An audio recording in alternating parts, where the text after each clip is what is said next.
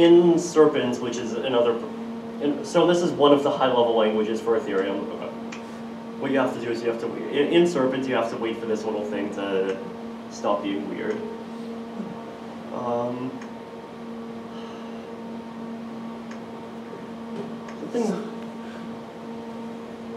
Know what's going on there. There we go. Okay, that's better. So what the code looks like is it basically says, if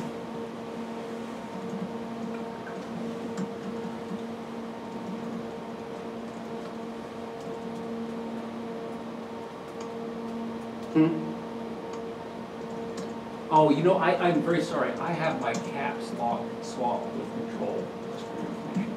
Like part of the problem. Right, so does this make more sense at all? So 2 lines of serpents. So this is this is a high-level language that's been around in Ethereum for about half a year. So basically, the idea here is that the idea is that you would write code in this language, and it would actually compile down to the bytecode. So you will never again have to look at it where you can write bytecode if you don't want to. So instead, you just write this, and there's a program, the serpent compiler, where you sort of create this file, and it just automatically converts it into the bytecode. So over here, what you have is it's fairly simple, right? First of all, it loads the value from the call data. So this is where you push 0. This is where you do the call data opcode. This is where you do the NPS load opcode. And if the storage over here, if the storage is empty, then we go over here.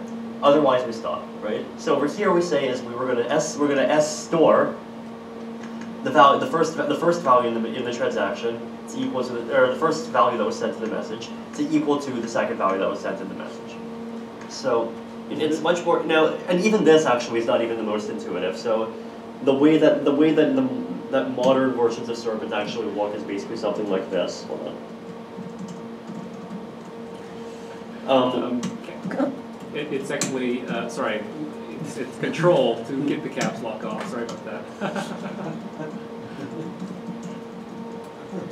Is it a subset of Python? Do you have any other keys swapped around? Well, The board keyboard. I might actually. You could. Space bar is the backspace. Well, no one uses. You don't use caps Right. lock. So, in practice, the language is actually look even easier. So you can even do something like this. It just looks like defining a function, and then it just automatically converts into something fairly close to the bytecode. So, so the storage here is a distributed storage that all of those are the ones like this? yes, it's part of the blockchain. It's part of the Merkle tree. It's sort of part of the entire state. So, That's where Is Serpent a subset of Python? it's kind of different, but there are parts of it's designed to be sort of similar to Python as much as it can be. Okay. So, right. So basically, those are basically, delete, go on. Like those are basically like the sort of the key things that you have to know in the context of using Ethereum. If you want to know what the virtual machine opcode is, there's this list which will probably update soon. Ethereum blockchain is basically just a big Merkle Patricia tree. Each individual account has 4 data fields, and one of them is itself a tree. Now finally, aside from this whole low-level Ethereum stuff, there's also this concept of decentralized application. So decentralized application, basically, the idea is that you don't want to just Ethereum would be kind of boring if all that you could do is just send transactions on a command line. So instead, what we have is we'll have a client, and that client is basically going to look like a browser. And the idea is you'll be able to write an application in JavaScript, or in HTML and JavaScript. But the difference is that our client will recognize a special object that the JavaScript client doesn't recognize. So I believe in the latest versions it's actually web3.eth. But there's an object called web.eth or web3.eth, and it has methods like transact. And transact lets you send a transaction. And so basically the idea is that you could have this JavaScript code bound to some particular button. So say you could imagine a wallet application just as a very simple use case, where you'd have a text box for the address you want to send to, you'd have a text box for the value, you'd have a button called send, and just as in standard JavaScript, the button called send would be automatically bound to some code, And what that code would do is it would make this transaction. That would be from your account, the amount of ether that you specify, to the account that you specify, and in this case you might set the data to be updated, and because you're not doing much, you might set the gas limit and the gas price to be something fairly tiny. So, so this is basically the way that you would write applications. So, yeah, it's basically the way that you would write applications in Ethereum if you want to have them be inside of a browser interface. And you don't have to use the browser interface. The other approach is that there's, there are language bindings in C++, Go, and Python that you could use. So if you want to write an application that's not inside the client, so if you want to do something like decentralized Dropbox, you probably don't want to do it inside of Mist. Instead, you would do it outside. And if you want to send a transaction, then you would actually just call the API directly, or produce a transaction, call the API directly, or just send it off to the blockchain. So that's that's basically it as far as Ethereum sort of development, really basic stuff goes. Any questions are here? So how do you choose what language that you want to write your contracts in? You basically go up here. So one option is to ask your friends and see what they like. The other option is to go up here, and you'll see what the languages are. Where are they now? Right, so there's a Solidity tutorial, there's a Serpent tutorial, there's an LLL tutorial.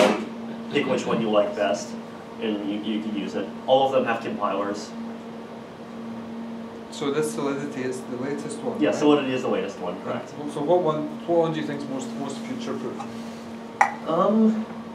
Solidity has the most active development effort. LLL is like the most robust and optimizable. Serpent has, it's the most Python-like if you like that kind of syntax, and it's kind of, it has some nice features of its own, like macros. So what do you think, Gavin? So Solidity is designed from the ground up to be specifically contract-oriented, so that there are idioms within the language grammar that allow you to express quite high-level things. But yeah, really, it's a case of personal preference. Do have a look, play with them all. Sort of thing. Yeah. So, Yes. you mentioned the name registry thing again in the context of Ethereum. Mm-hmm. Do you see the Namecoin and .bit guys moving over to Ethereum, or do you think somebody else will set up a separate name registry on Ethereum? How's it going? So my opinion on name registries is actually similar to my opinion on currencies. I think it's stupid to even think that there's going to be like one registry to rule them all. I think we'll see registries on Ethereum. We'll see like hundreds of name registries on Ethereum, including the main one, and also that we're promoting, and including a whole bunch of other ones. We'll probably see Namecoin. We'll see something inside of BitShares, and they'll all just adapt to whatever the particular niche is. So Ethereum is actually promoting a namespace, .eth. Yeah, Ethereum. So inside of the Ethereum client, if you go to blah blah blah.eth, then that asks the name registry contract what's associated with that particular domain. Yes. So I think more a general question, like if you were to go forward like 5 to 6 years, do you see a lot of like Ripple, like all of them coexisting, each with its own strengths for specific type of applications, or is each one more an evolution of systems before? So, what exactly are you asking? I guess will Bitcoin, like for example, if you were to would Bitcoin blockchain be the blockchain of the world, or would it be Ethereum's blockchain, or where I think there's probably going to be multiple blockchains. Okay. And that includes sort of pseudo-blockchain things like Ripple. And they're just adapted for different use cases, and they'll probably survive in different ways. So one of the things that actually attracted me to Ethereum and persuaded me to take part in the funding was that you had said that you're going to set aside a certain amount of money for educational purposes. That's indeed something that we're doing. Yeah, so I thought that sort of, if that's implemented well, it can sort of make Ethereum a bit, it can sort of guarantee the success of Ethereum, well not guarantee, but it really helps. Agreed. So we are currently in contact with a group in the UK that's planning, and the sort of plan is to eventually sort of have a kind of massive open online course-like thing around Ethereum. Any other stuff? Yeah, well, we have a couple of guys actually employed for doing the education stuff as part of the communications team. Obviously, the tools are changing a lot at the moment, so it's kind of hard to moving target for these guys. So they're doing the best they can, but towards mid-March, everything will settle down a lot so we can go for the final sort of release. And that's really when the big push will be. There's also a Code Academy-like site that we have in the works. So that really will be the sort of first point of call for people who want to learn coding. So right now, like Bitcoin is the proof of work that's securing the blockchain. And do you also expect like Bitcoin, the E6 coming in? We've spent a bunch of time designing an algorithm that tries to be ASIC resistant and GPU friendly. So that's what we'll probably have initially, and then later on we'll switch to a primarily proof of stake based design. Okay. So will we be able to mine? Yeah, you'll be able to mine Ethereum with GPUs and with CPUs, but less effectively. Yes. So there was a Elaine Shi, I think, who talked about Serpent, and they had a team of students working at it. They found it was not as robust from a security perspective, and I think Solidity was a response to that. Yes. So going forward, would Serpent be more hardened, or would Solidity be the way in which most people would want to write? Yeah, Solidity is definitely, I mean, there's definitely a roadmap in order to try to like integrate all these formal verification features into it. And I personally don't know exactly how far I want to take Serpent myself, given that it's just my own project at this point. I mean, eventually Gab has a plan to like make a language workbench type thing that lets you create different languages with different syntax, so the two might end up merging in some way. Yes? So one of the questions that came up was, is there a way, or what would you recommend on how to interact with other blockchains with other currencies? So if I want to spend money on Ethereum, it's not Ether. So if, for example, I want to have a contract that involves Bitcoin. Okay, so the problem with having an Ethereum contract that controls that does Bitcoin transfers is that the Ethereum blockchain itself has no ability to control Bitcoin, right? So an Ethereum contract has, there's no possible opcode that Ethereum can use in order to actually direct the movement of Bitcoins around. And that's basically a fundamental limitation of the Bitcoin protocol. The thing you can do on Ethereum is make stuff happen conditional on Bitcoin transactions happening. So you could say, well, if a Bitcoin transaction happens, then you could actually use Merkle proofs and like-line stuff to prove to the Ethereum blockchain that the Bitcoin transaction happened, and then conditional on that have certain events happen inside of Ethereum. But that's about as far as you could go right now. Yes? How does the Ethereum organization plan on funding itself? How does the Ethereum organization fund You guys had that sale at the beginning? Yes, we had that sale at the beginning. I mean, we're currently in the process of thinking about what kind of how we'll be funded going forward. And right now we have enough for at least another while.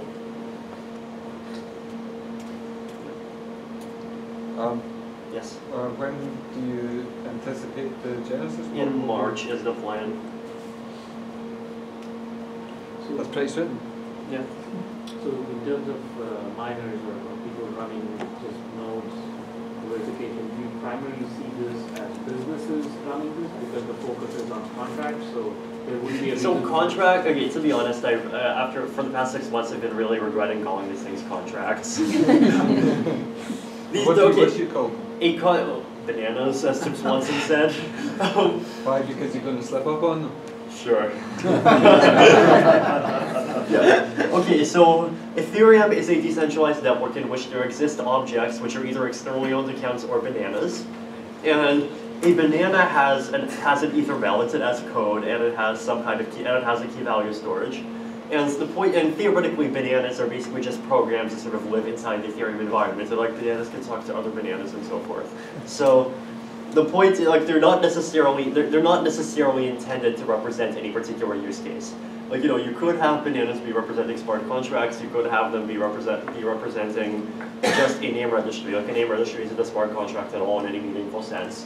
You could have them be like conditional payments for a whole bunch of like machine-related applications. You could just have them store data for proof of existence type stuff.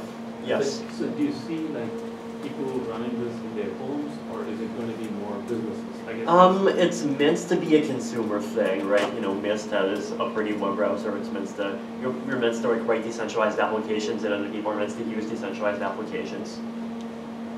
Yes. Do you expect these bananas to be used mostly in the fruit packing industry, or I guess we could ask Skishade about using bananas in the fruit packing industry.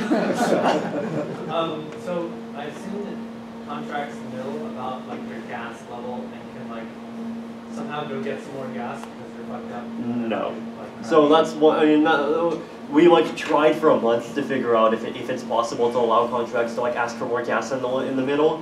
Turns out it's basically not without making it exploitable. So the solution is that in general when you're sending a transaction, what you want to do is you want to keep on like trying to repeatedly send it with like increasing gas limits, and you just keep on doing that until eventually you find a gas limit which is high enough.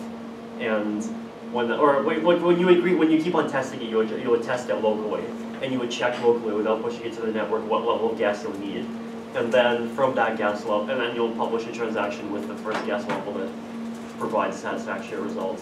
At least that's the simplest way of doing it. Do you have any more slides? No. Okay, we're going to test out. Well, you can keep talking there, but we're going to test out. Sure.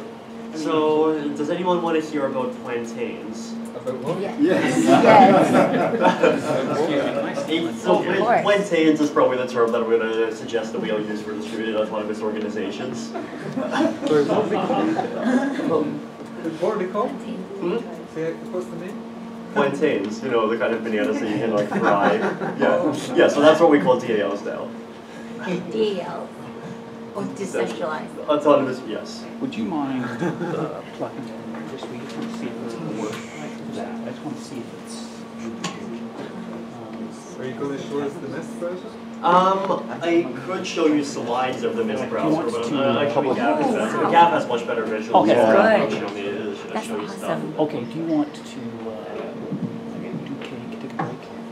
After he wants to show it, and he's like, I'm doing this cake. So just ask him privately. I want to take it home and to Airbnb. We need popcorn. Why don't you put all your stuff here? I'll move my stuff. Do you want it down the front? I don't want it. I'll be in back. Would you want to present from here? Or? Yeah. I don't know if it's good. Do you want? I was going to do a live demo. Can I bring you the mic? Just sit it on.